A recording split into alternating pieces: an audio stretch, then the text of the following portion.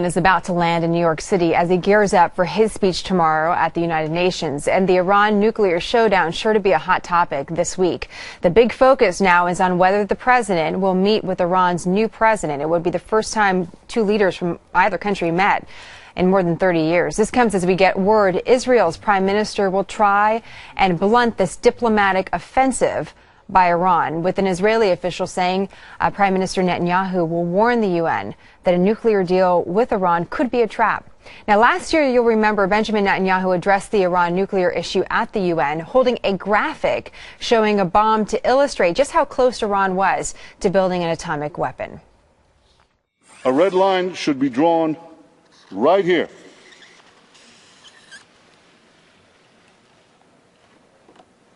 Before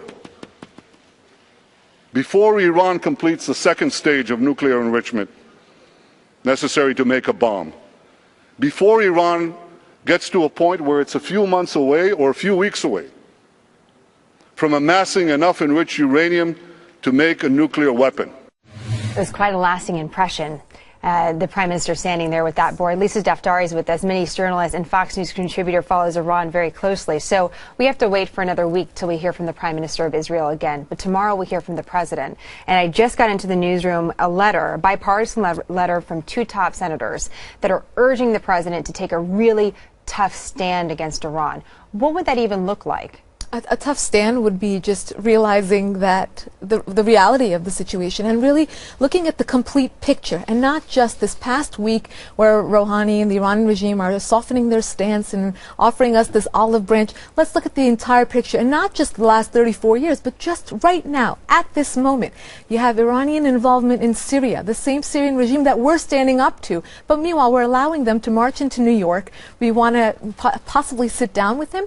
Are they still not the world's largest exporter of terror? Are they still not hanging their own people? What do you say to people that say, well, you always have to give diplomacy another chance? We've given them several chances. And if diplomacy and another chance was the way out, then we would have already had a solution to this. Now, we've seen this pattern repeated. And what the Iranian regime is setting to do is play out the clock, loosen the sanctions. Now, Rouhani, this president who's a self-proclaimed moderate, was elected and they propped him up and elected by a lot of the young people in Iran because he did offer that chance, as you're saying.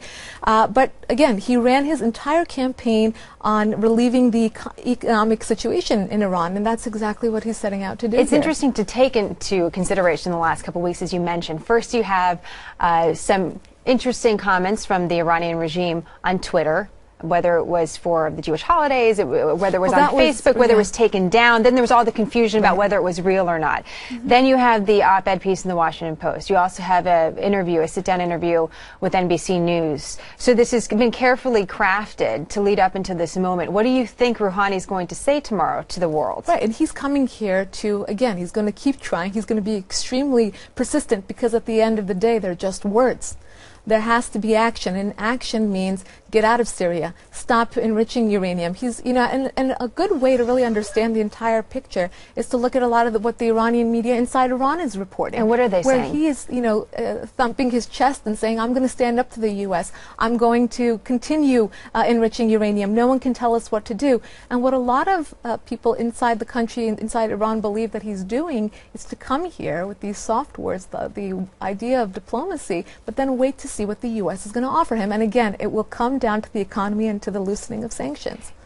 We are looking through our own glasses at the world, and when we think of the president of Iran, we think about the leader, Rouhani. But there's also an interesting dynamic of leadership inside the country as well. And I was reading this article from David Ignatius in the Washington Post, where he says a deal with Rouhani that isn't fully backed by Quds Force leader Qasem Soleimani would be a dangerous delusion. We don't hear a lot. You don't hear the last name Soleimani at all. And there's a picture. We have very, very few pictures that are even publicly shown of this man.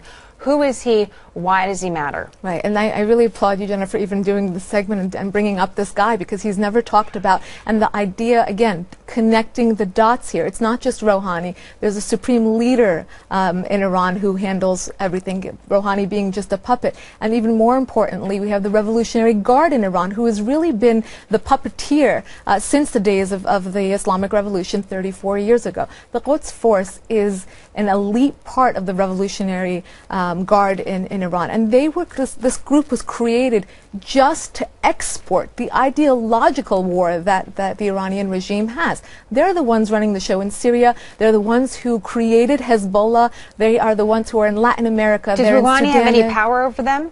Rouhani is part of the system. We can't look at Rouhani as this moderate crusader who is now trying to, bring this moderate face to. He's been part of the regime for the last 30 or plus more years. He was a nuclear negotiator. I mean, he's part of the system, and there's no reason to believe that other than the term or the label of moderate, that he's going to offer anything else. We're going to rely heavily on your work over the next week. Lisa, thank you very much. It's My great to have pleasure. you on the program, and we'll watch what he has to say tomorrow.